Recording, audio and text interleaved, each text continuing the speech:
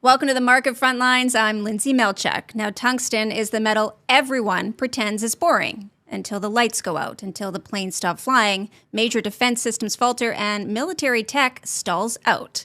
The West is bleeding control of critical resource, and Almonty Industries is the company refusing to stand by and watch that happen. With top producing operations at Panasqueira in Portugal and now the newest opening at Sangdong in South Korea, Almonty is rewriting the rules of supply, scale, and reliability. Now, sitting with us today is the man standing up and saying, this is enough. Lewis Black, CEO of Almonty Industries. Mr. Lewis Black, our very first interview right here with Appiton. Welcome, welcome. Thanks, Lindsay, for having me, and that's quite a build-up. I hope I don't disappoint you or the viewers, but I'm going to do my very best. Perfect. To keep it light and concise and actually accurate. Well, then let's kick things right off, and we're going to start right with the global supply chain. We know more than 90% of the world's tungsten comes from China, creating that single point of vulnerability that governments and industries can no longer ignore.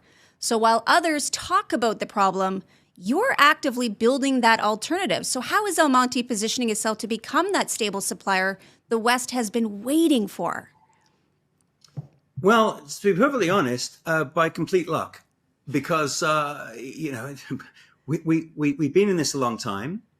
We are the last credible man standing. Mm-hmm. We were very fortunate to pick up what we consider to be the best project on the planet in Korea. It was coveted by everybody. We just found a small window where we could actually acquire it.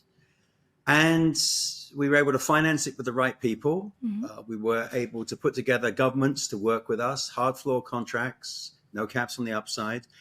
And then, of course, this geopolitical mess emerged. So we found ourselves not just as the primary source for multiple sectors as we've always been, but now we find ourselves the kind of cornerstone to existing and future, or short-term future, Western supply. So it's a very unusual situation that we did not envisage we would be in when we started this journey all those years ago. Well, on top of all of that, you recently hit a major milestone that I want to talk about, and we need to really hold space for that here. Your NASDAQ listing, as well as a $90 million financing. So that's a bold move in today's markets. So how are you putting that capital to work, and what strategic priorities are the top of your agenda to accelerate that growth then? Well, I mean, we were really, so far as I know, and looking back over 30 years, we're the first operating tungsten company to list on the NASDAQ. Amazing. We, again, were told that, is it going to work? NASDAQ, is it going to be appetite? But they told me that about, tier one project finance lending. And they told me that about hard floors. They told me I had to do all the usual stuff. I'm one of those unusual managers in a junior mining company that actually puts his own millions of dollars of his own money into this. So, this was another one of those things where everyone told me it was a bad idea. And what we actually saw was during the road show that I did, and I did an awful lot of meetings, we had a 95% conversion rate, and we were oversubscribed, I think, by 4 or 4.5 times. And so there was a huge appetite for what we were doing. And I think that was really about the kind of company that we kept in terms of, KfW or hard floor contracts with Planty Group, just as a few examples. And in terms of what the capital was used for, well, firstly, we find ourselves in a position where we have a number of governments indicating they would like us to go further downstream. So we'd be the only independent, transparent and vertical tungsten oxide smelter on the planet that's available, that's in a good jurisdiction. Mm-hmm. And I think with this money, we were able then to meet the equity components of that project. KfW have already expressed the interest to do the debt piece, and it's something which we will be working on more aggressively shortly as Korea comes online right about now. But I think it's very important that this was an uncharted moment for a tungsten company. I'm sure others will try and follow, but as they say, no one ever remembers who came second. If you're not first, you're last. That's the saying. Exactly. Now, Lewis, I want to shift here just a little bit and bring up the elephant in the room.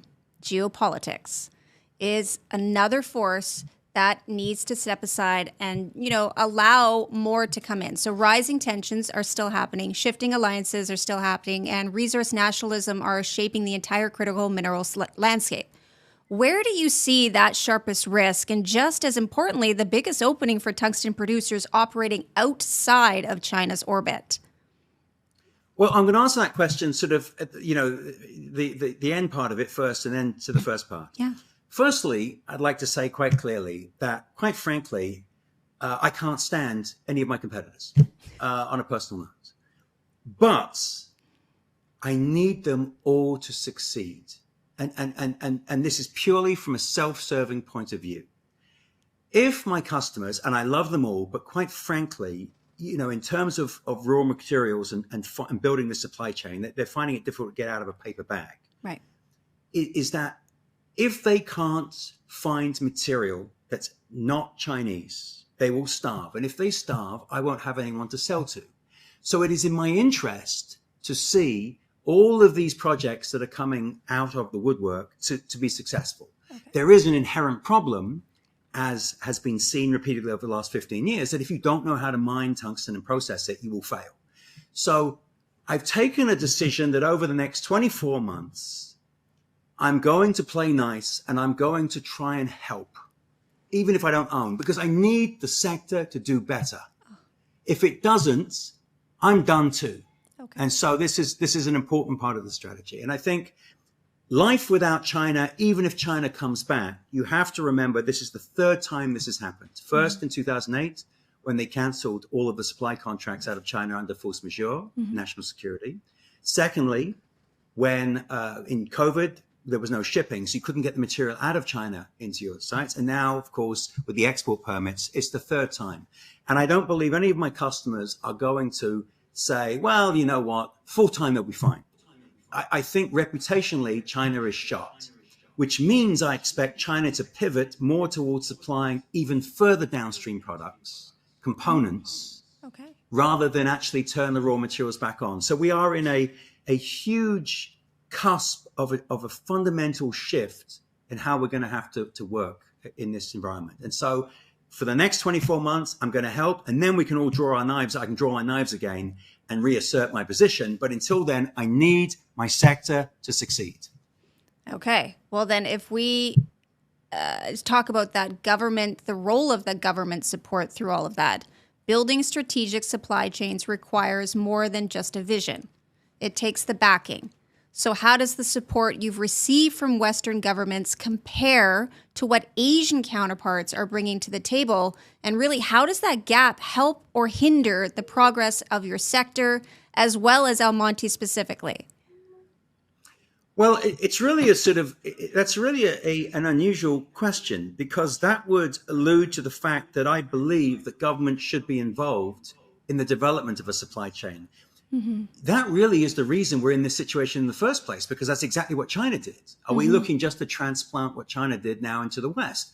It's not a free market approach, and it has to be a free market approach for these projects to be successful, because only the cream rises to the top. That's how the free market works. If you're good, you survive and you win. If you're not, you fail.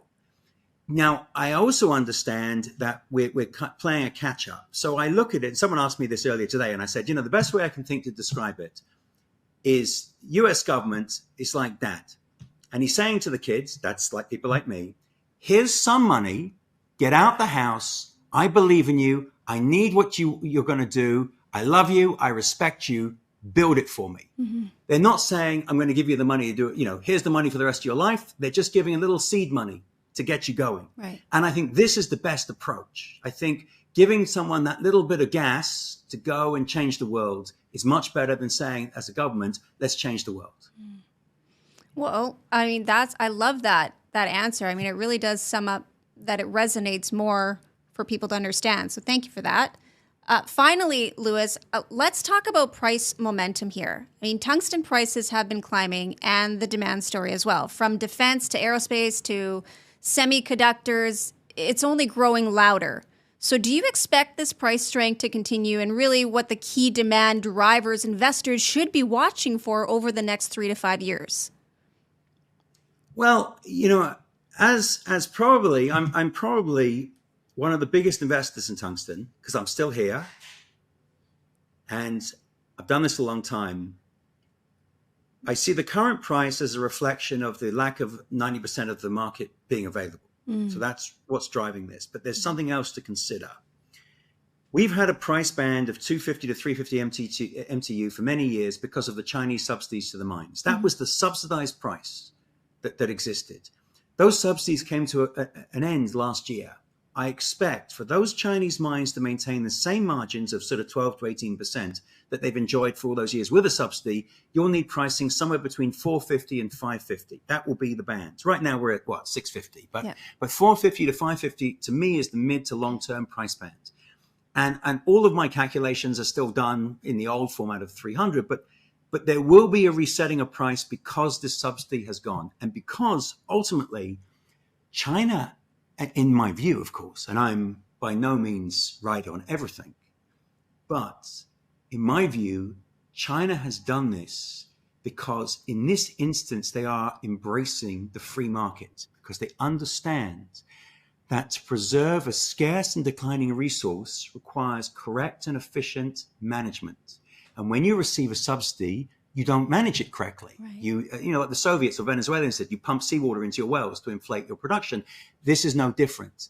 I believe the whole process of reducing the subsidies over a 4-year period and finally getting rid of them last year was to encourage the mines that could survive that adjustment to be more lean and efficient. And that will mean they will need higher prices. Wow. And so that's really my outlook on pricing. Right now, we're in this bizarre blip, and who knows how high it can go. I mean, when you look at antimony, when you've lost 90% of the market, all bets are off. But my planning, mid to long term, is in this new band of 450 to 550 because that's just going to replicate the margins that China mines were making with a subsidy.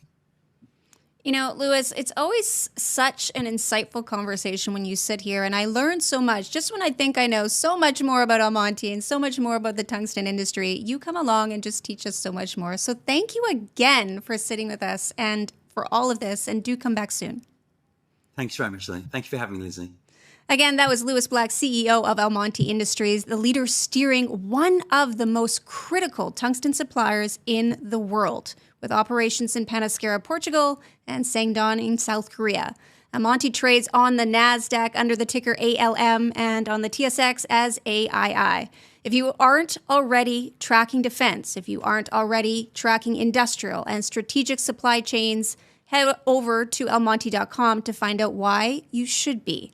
This isn't just mining, this is precision. It's strategy and influence. I'm Lindsay Melchuk on the Market Front Lines. Stay tuned for more.